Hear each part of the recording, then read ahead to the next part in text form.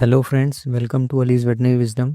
दोस्तों, livestock farming भी हमारे देश में उतनी ही इम्पोर्टेंट है जितनी पोल्ट्री फार्मिंग है। बहुत सारे लोग livestock, dairy, goat farming, buffalo farming से जुड़े हुए हैं। तो पिछले कुछ टाइम से मैं पोल्ट्री पे ही वीडियोस बना रहा था और ये टॉपिक डेयरी का बिल्कुल छूट सा गया था। काफ़ी लोग पूछते रहते हैं डेयरी के टॉपिक्स के बारे में, कमेंट सेक्शन में भी और वैसे भी मैसेज आते हैं।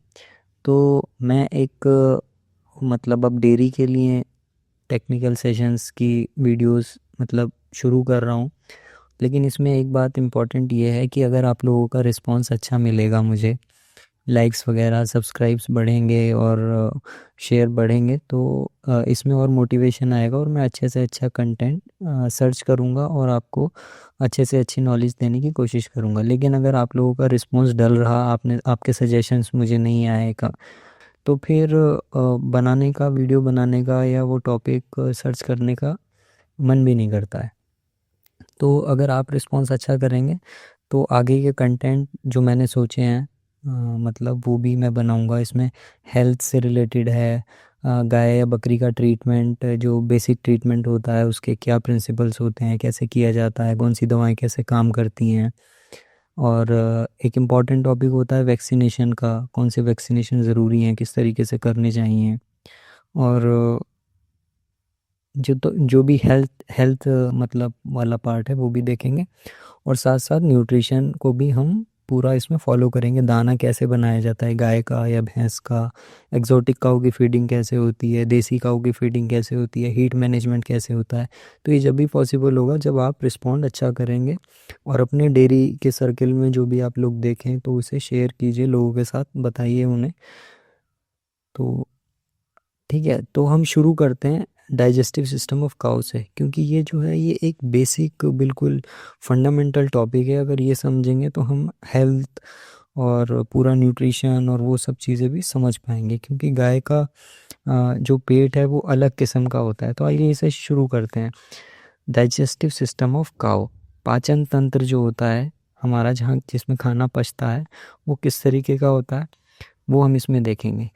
गाय जो है एक स्पेशल एनिमल है, क्योंकि इसका जो डाइजेस्टिव सिस्टम होता है वो स्पेशल होता है। हम जानते हैं कि जो भूसा है या घास है उसका कोई मेजर यूज़ नहीं है सिवाय इसके कि उसे गाय को या भैंस को या बकरियों को खिलाया जाए।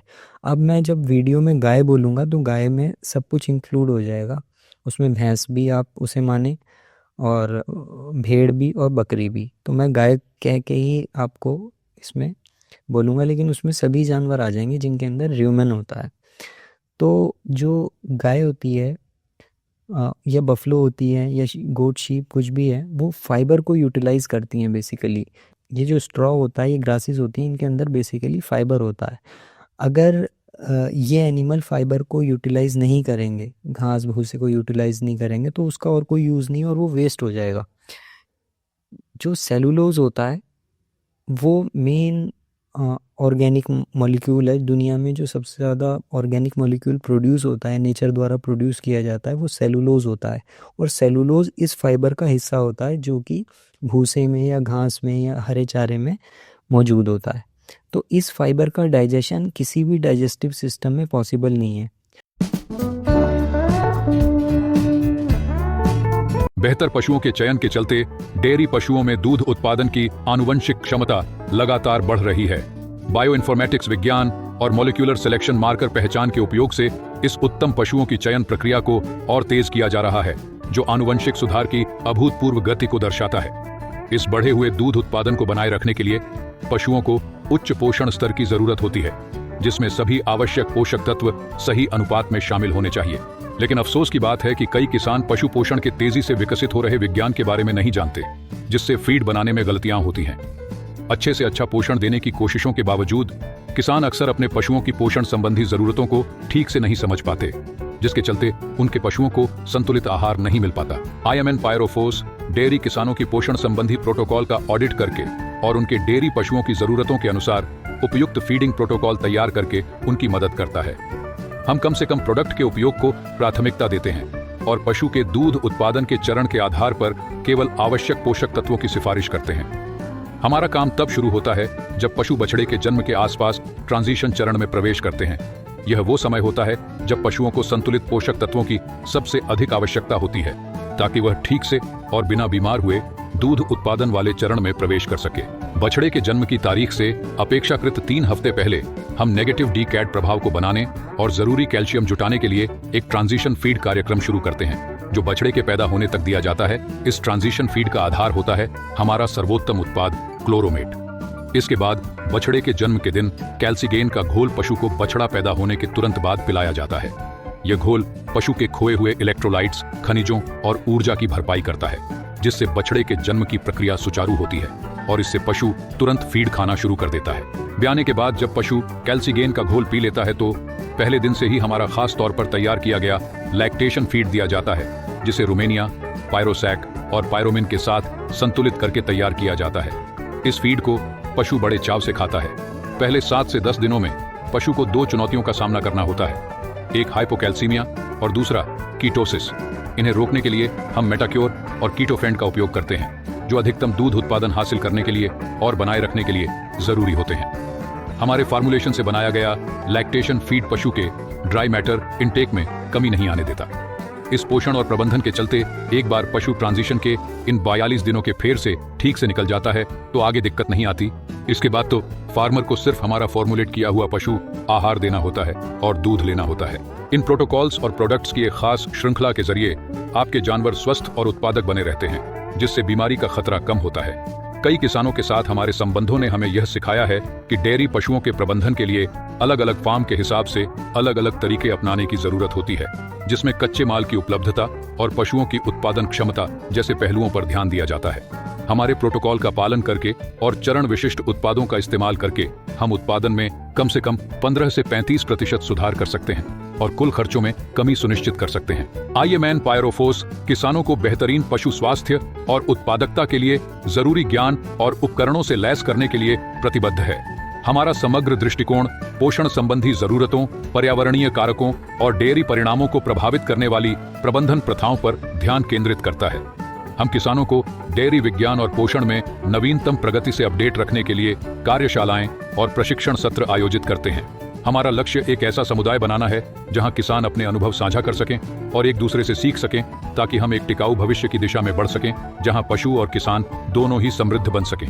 आईएमएन पायरोफोस को चुनकर आप अपनी सफलता और अपने डेयरी पशुओं के कल्याण के लिए एक प्रतिबद्ध साथी का चयन कर रहे हैं। हम डेयरी किसानों को पशु पोषण संबंधी सलाह और प्रजनन समस्याओं से जुड़े मुद्दों के लिए तकनीकी सलाह भी देते हैं। यदि आप अपना फीड बनाकर अपनी फार्मिंग को आर्थिक रूप से और अधिक लाभकारी बनाना चाहते हैं, तो उसके लिए हमारे उच्च क्वालिटी के फीड प्रीमिक्स से खुद का फीड बनाएं और उत्पादकता में वृद्धि करें।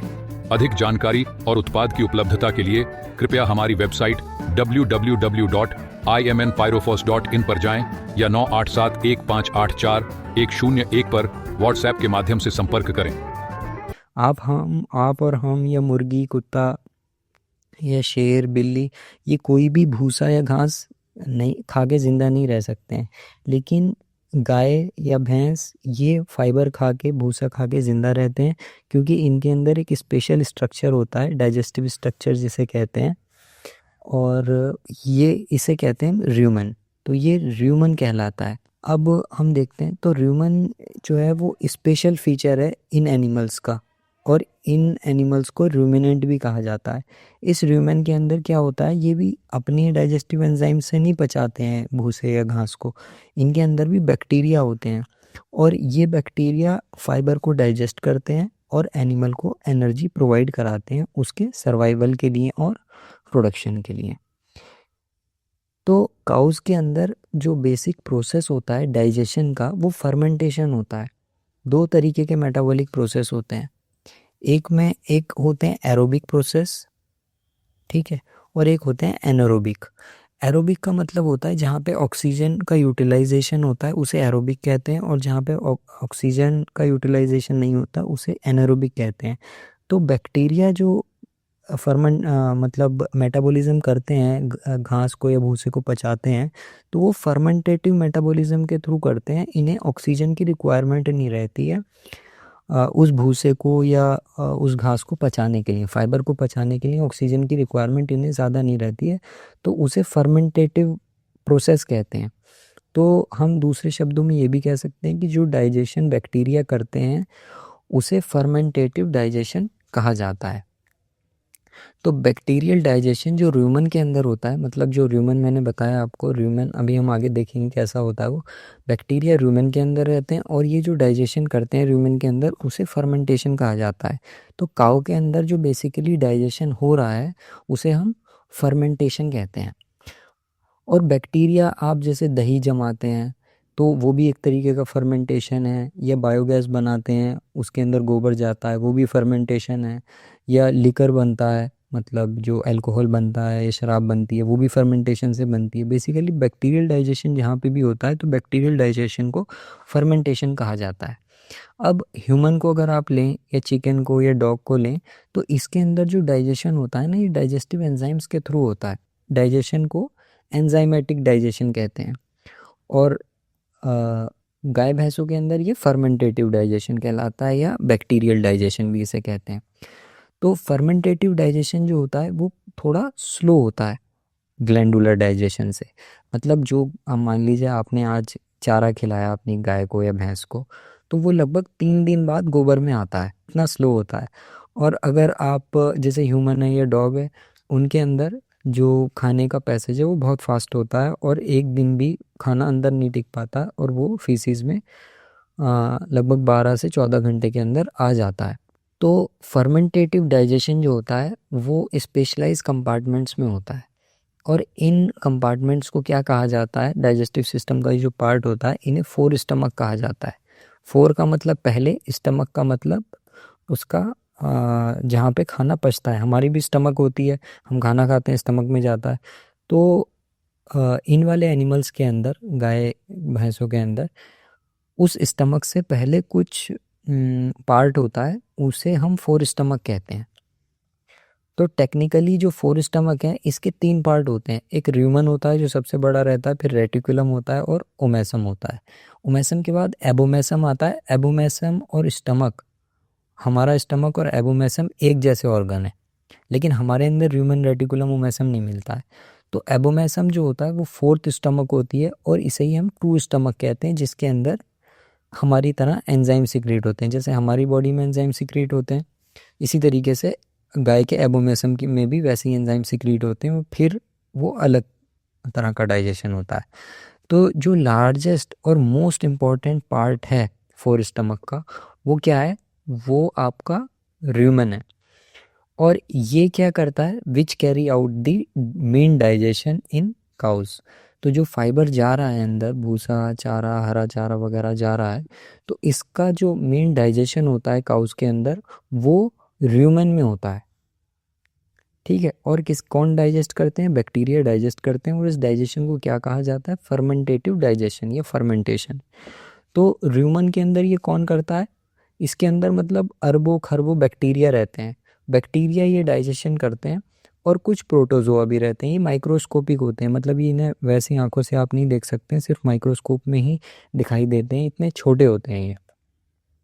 अब आप यहाँ पे देख सकते हैं कि ये इतनी तरीके के र्यूमन बैक्टीरिया होते हैं जो कि र्यूमन के अंदर पाए जाते हैं और फर्मेंटेशन करते हैं।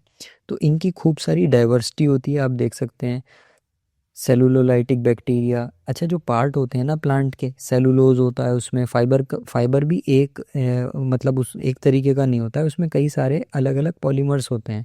जैसे सेलुलोज है, इनके सबके बेसिक स्ट्रक्चर, बायोकेमिकल स्ट्रक्चर अलग अलग होते हैं। जैसे पैक्टिन है, और अमाइलोलाइटिक बैक्टीरिया होते हैं, अमाइलोज वगैरह जो स्टार्च के अंदर प्रेजेंट रहती है, या यूरिया प्रेजेंट रहता है। कुछ मीथेन प्रोड्यूसिंग बैक्टीरिया होते हैं, शुगर यूटिलाइजिंग बैक्टीरिया होते हैं, कुछ प्रोटियोलाइटिक होते हैं, कुछ अमोनिया प्रोड्यूसिंग होते हैं, लिपिड को यूटिलाइज करते हैं, जो आप तेल मतलब उसे पिलाते हैं उसे डाइजेस्ट करते हैं। तो कई तरीके के ये बैक्टीरिया होते हैं और इनका काउंट कितना होता है, 10⁻10 से लेकर 10⁻11 सेल्स पर ग्राम ऑफ इंजेस्टा।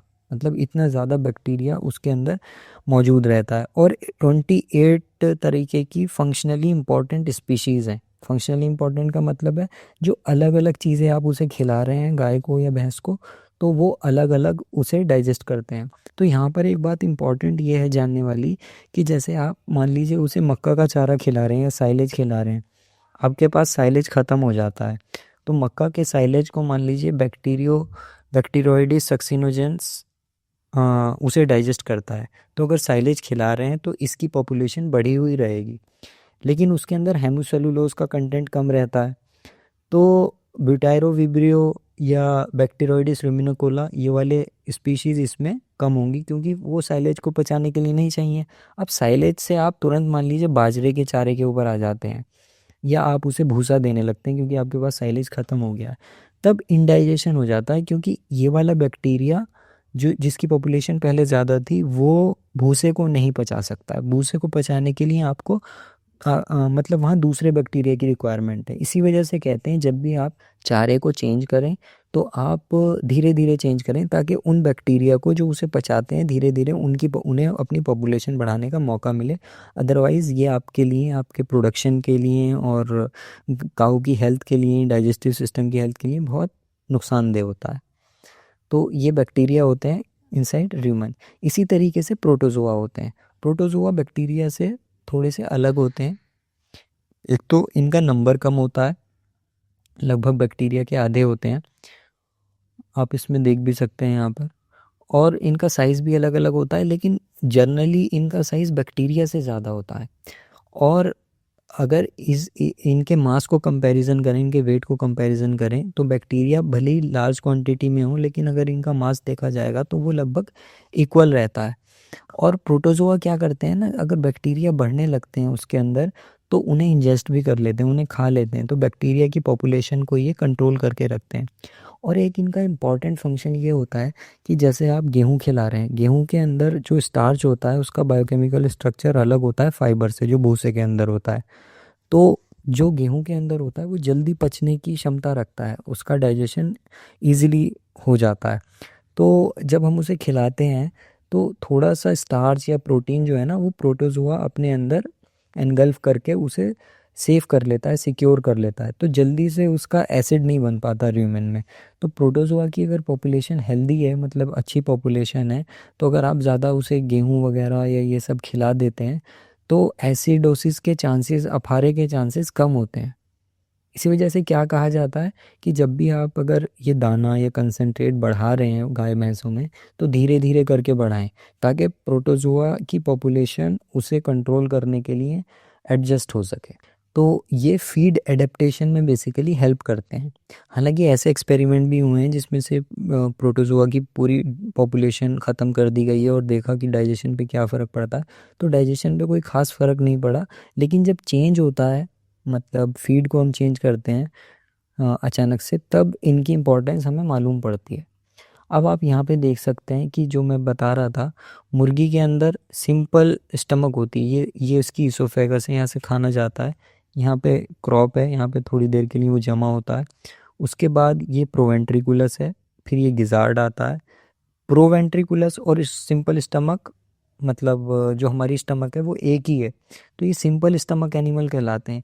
इसके बाद ये ड्यूडेनम है, ये इधर लीवर आ जाता है, और ये स्मॉल इंटेस्टाइन है। स्मॉल इंटेस्टाइन के बाद फिर लार्ज इंटेस्टाइन, और फिर यहाँ से बाहर आ जाता है जो उसकी फीसेस होती हैं। गाय के अंदर क्या होता है कि गाय अपना खाना खाती है, यहाँ से जाता है वो उसके अंदर, और ये फिर र्यूमन में पहुँचता है सीधा, और र्यूमन में ये यहाँ पर रहेगा। फिर र्यूमन से में डाइजेस्ट होता रहेगा, मतलब कम से कम 24 से 36 घंटे यहाँ डाइजेस्ट होता है। उसके बाद ये ओमेसम में जाता है, ओमेसम से एबोमेसम में, और फिर ये स्मॉल इंटेस्टाइन में आता है, और फिर ये यहाँ से धीरे धीरे बाहर चला जाता है।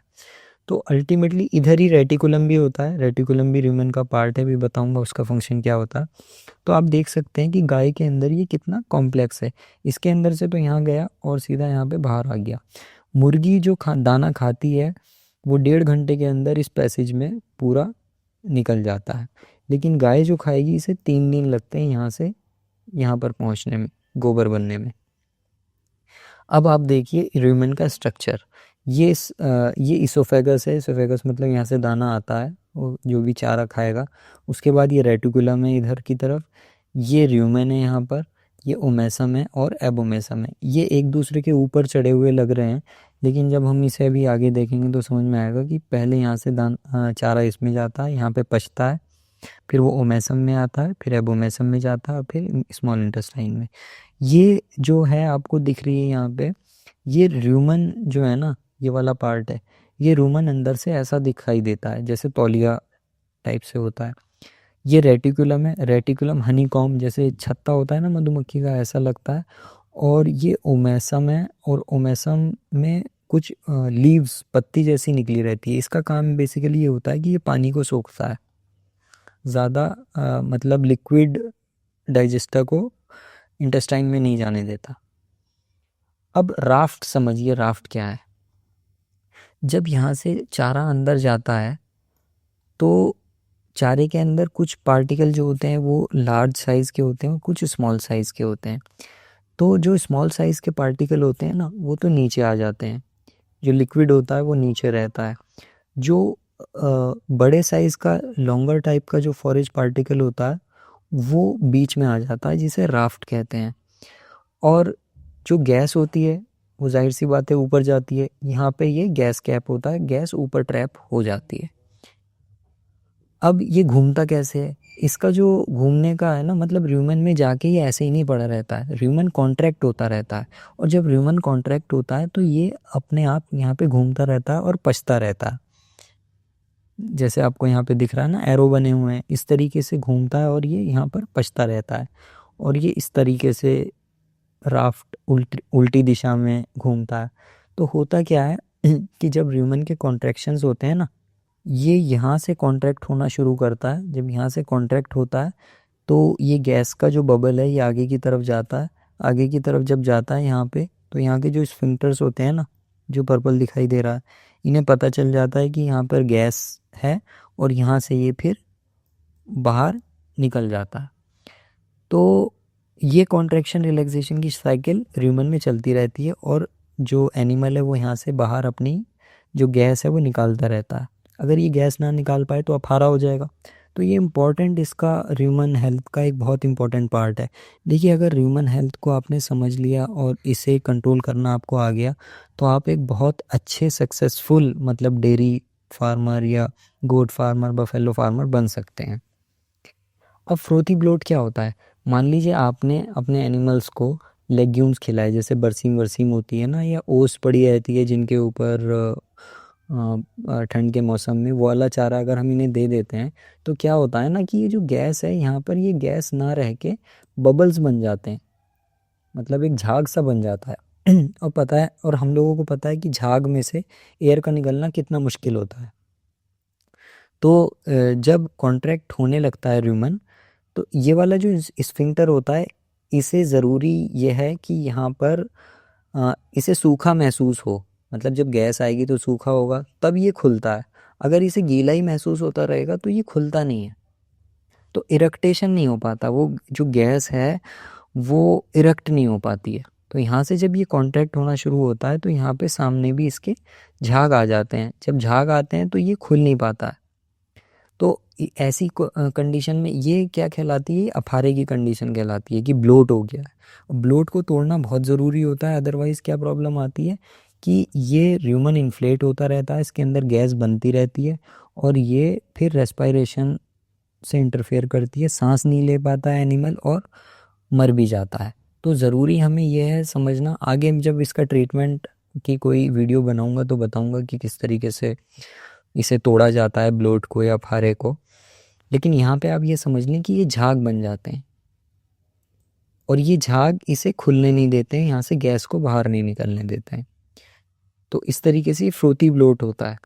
इसी तरीके से रिगर्जिटेशन होता है। रिगर्जिटेशन का क्या मतलब होता है? जो एनिमल जुगाली करता है ना, वो एक पार्ट होता है इसकी फिजियोलॉजी का। जब जुगाली करने की बात होती है तो राफ्ट जो होता है ना, राफ्ट से ये ऊपर जाता है ये मटेरियल, क्योंकि ये कोर्स है, मतलब इसके पार्टिकल बड़े हैं, इसे दोबारा चबाना होता है उसे एनिमल को। तो ये जब चबा लेता है काफ़ी टाइम से, फिर ये आके ह्यूमन लीकर का पार्ट बन जाता है।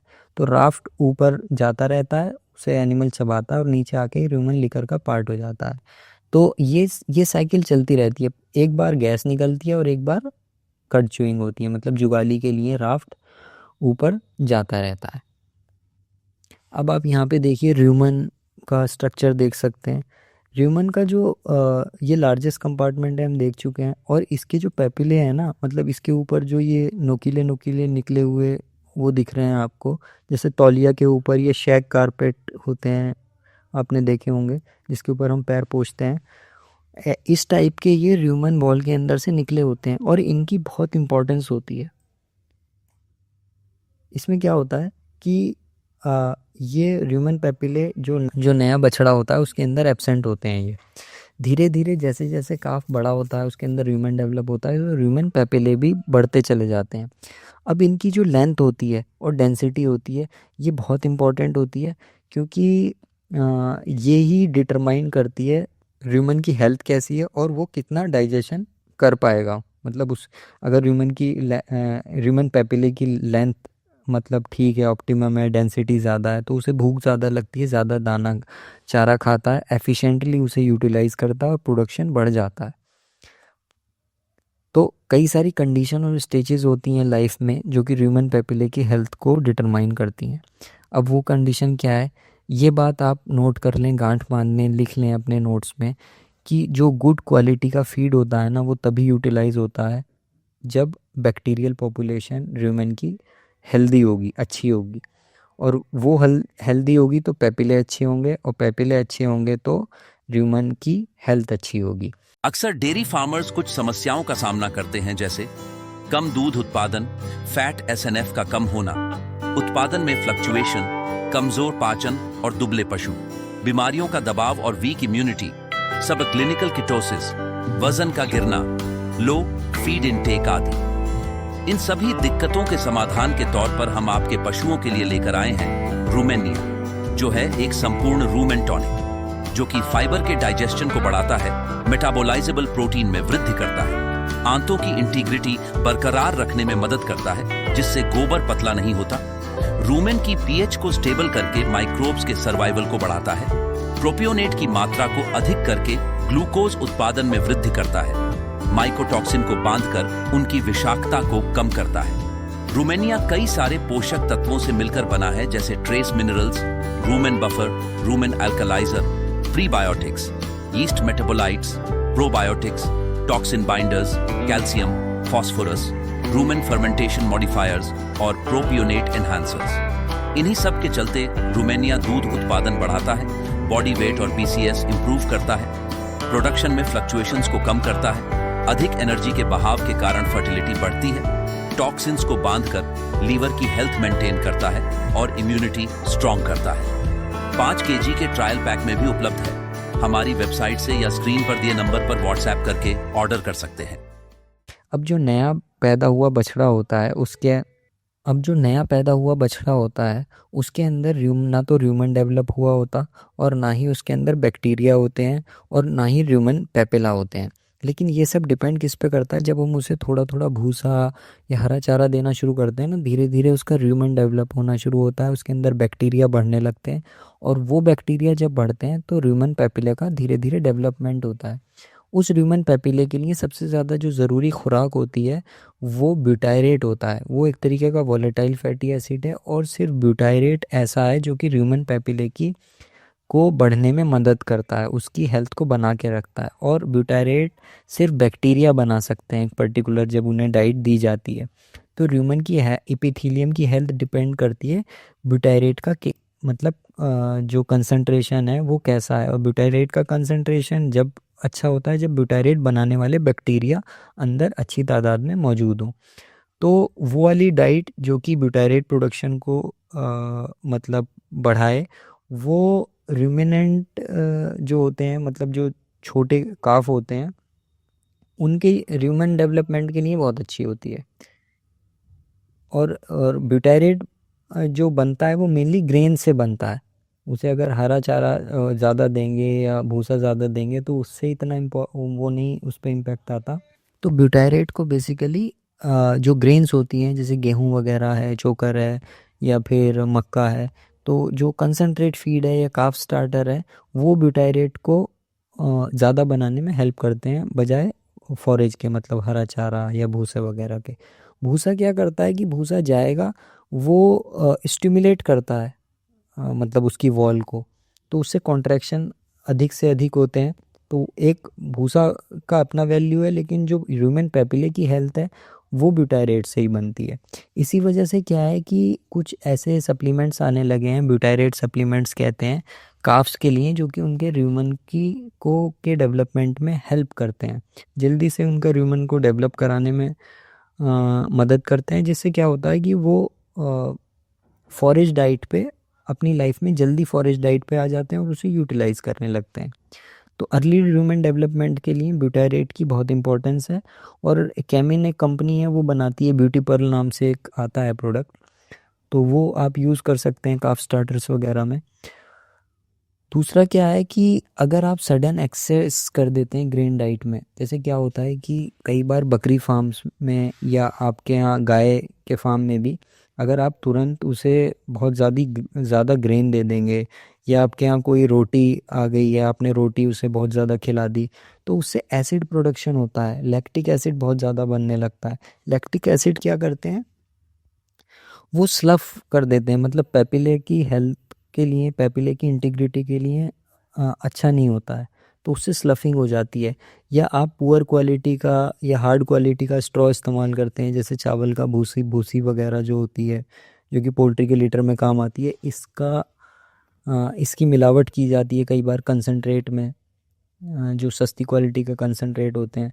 तो या वुडी कंटेंट अगर एनिमल खाता है, तो वो क्या करता है, वो भी जाके ह्यूमन की इपिथीलियम को डैमेज करता है, जिससे डाइजेशन डाउन होता है और गाय का प्रोडक्शन भी आपका डाउन हो जाएगा। तो ह्यूमन की हेल्थ को बना के रखना बहुत इंपॉर्टेंट है, और ह्यूमन पैपिले को समझना आपके लिए एक इम्पॉर्टेंट बात है। एक चीज़ होता है जैसे प्रेग्नेंट काऊ होती है, जब वो प्रेग्नेंट काऊ अपनी लास्ट स्टेज में पहुंचती है, आखिरी के 3 महीनों में, तो जो फीटस होता है उसका साइज़ बहुत तेज़ी से बढ़ता है, मतलब बहुत ही ज़्यादा तेज़ी से बढ़ता है लास्ट के 3 महीनों में। जब वो बढ़ने लगता है ना, तो यूट्रस जो है प्रेशर बनाता है र्यूमन के ऊपर, र्यूमन का साइज़ छोटा होने लगता है उन 3 महीनों के दौरान। तो जब बच्चा पैदा हो जाता है उसके बाद र्यूमन दोबारा अपना साइज़ मतलब बढ़ाने लगता है। तो उस दौरान क्या होता है कि उसका साइज़ कम होने के की वजह से र्यूमन के पैपिले की लेंथ और डेंसिटी कम हो जाती है, जिसकी वजह से जो नई जो गाय होती है, नई ब्याई हुई गाय होती है, उसका जो डाइजेशन होता है वो भी प्रॉपर नहीं हो पाता, और उसकी एफिशिएंसी भी डाइजेस्टिव, उसे भूख भी कम लगती है इसी वजह से, क्योंकि इसमें पैपिले की डेंसिटी और नंबर कम हो जाते हैं। तो प्रेग्नेंट काऊ में भी हम ब्यूटायरेट का सप्लीमेंट मतलब उसके बाद कर सकते हैं, या उन चीज़ों का सप्लीमेंट करें जो ब्यूटायरेट को बढ़ाते हैं, जैसे ग्रेन्स वगैरह। अब इसी तरीके से रेटिकुलम होता है। रेटिकुलम भी एक उसका पार्ट ही है र्यूमन का, लेकिन उसका स्ट्रक्चर इस टाइप का होता है जैसे मधुमक्खी का छत्ता। इसका एक काम ये रहता है कि जैसे आपने वॉशिंग मशीन में देखा होगा, एक लिंट फ़िल्टर लगा रहता है, एक साइड में फ़िल्टर लगा रहता है। वो क्या करता है कि कोई भी चीज़ अगर मशीन में घूम रही है, या उसके धागे जो छोटे छोटे कपड़ों में से निकल जाते हैं, उन्हें फ़िल्टर करता रहता है, वो पाइप में फंसने नहीं देता। अब जैसे गाय या भैंसें भूसा खाती हैं, तो वो बल्क क्वांटिटी में होता है, हो सकता है उसमें कोई कील हो, कोई पत्थर हो, कोई कांटा हो। अगर उसे ऐसे ही खा लिया जाएगा तो वो अंदर जाके डाइजेस्टिव सिस्टम को डैमेज करेगा। तो कुदरत ने रेटिकुलम बनाया, रेटिकुलम में ये चीज़ें जाके फंस जाती हैं, मतलब उसे फ़िल्टर कर लेता है ऐसी चीज़ों को रेटिकुलम। तो रेटिकुलम का ये मेनली ये फंक्शन रहता है, और इसके अंदर बैक्टीरिया भी रहते हैं जो कि उसे डाइजेस्ट करते रहते हैं। रेटिकुलम के बाद जो फीड है वो ओमेसम में जाता है। अब क्योंकि इसमें जो फीड आता है ये काफ़ी लिक्विड टाइप का होता है, तो इसके अंदर जितने भी ये पत्ते जैसे स्ट्रक्चर दिख रहे हैं आपको यहाँ पर, ये है ओमेसम, ये ओमेसम है यहाँ तक, और ये इधर एबोमेसम है।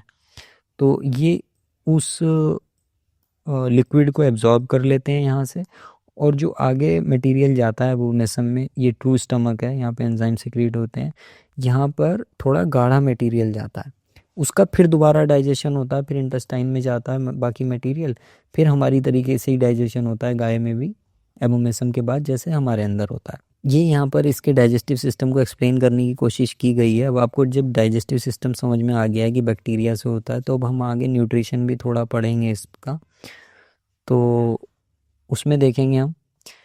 आपका इस वीडियो को देखने के लिए बहुत बहुत धन्यवाद। आप इसे लाइक कीजिए, सब्सक्राइब कीजिए, शेयर कीजिए। चैनल के अगर सब्सक्राइबर्स बढ़ेंगे, लाइक बढ़ेंगे, तो हमें मोटिवेशन मिलेगा और हम अच्छी अच्छी वीडियो और बनाएंगे। ज़्यादा जानकारी के लिए आप हमारी वेबसाइट एलिवेटरी विजडम पे भी लॉगिन कर सकते हैं। Thank you.